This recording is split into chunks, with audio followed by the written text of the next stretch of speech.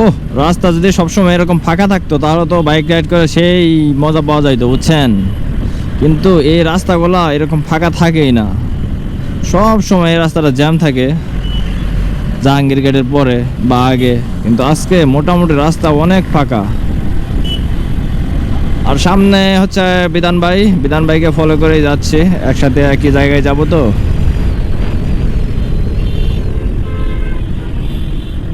এই বেটা দাঁড়া, এই সিএনজি দিছিল মাইরা, কি পরিমাণে বেয়াদব, আমার পড়াই খেয়ে দিয়েছিল। আর একটু হলেই কেল্লা ফতে। বিধান ভাই টানেন, সমস্যা নাই, আমি আছি।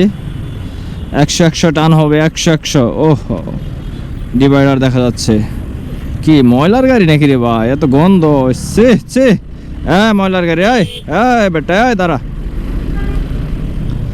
ময়লার গাড়ি খুবই ঝামেলা। ময়লার গাড়ি থেকে এই ময়লা পরে বা ময়লাযুক্ত পানি, ওগুলো অনেক পিচ্ছিল থাকে, পরে বাইকও অ্যাক্সিডেন্ট হওয়ার সম্ভাবনা থাকে, স্লিপ খায় গাড়িতে।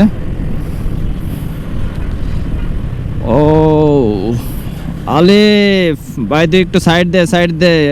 কি ব্রেক করছে, হন্ডা লাভ নাই রে ভাই।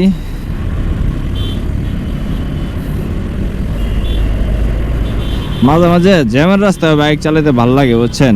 এই ধরেন ও উড়া দুরা, এদিক সেদিক উলট পালট কাটকুট লইয়া, ও সেই।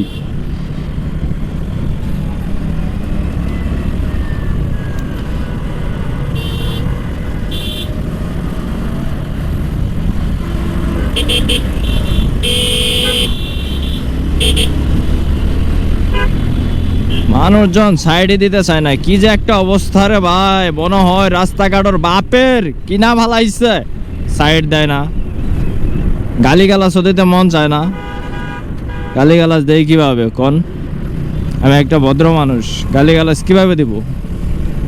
অভদ্র হলে গালিগালাজ করতাম, এইটা সেইটা বইলা। কিন্তু আমি একখান ভদ্র মানুষ, ভদ্র সমাজে বসবাস করি, যার ফলে গালিগালাজ দিলাম না। যাই হোক, কিরে দাঁড়ায় আছোস কেন এখানে ইমার্জেন্সি দিয়া? কাজ কাম ভালো না? ওরে ভাঙা রাস্তা,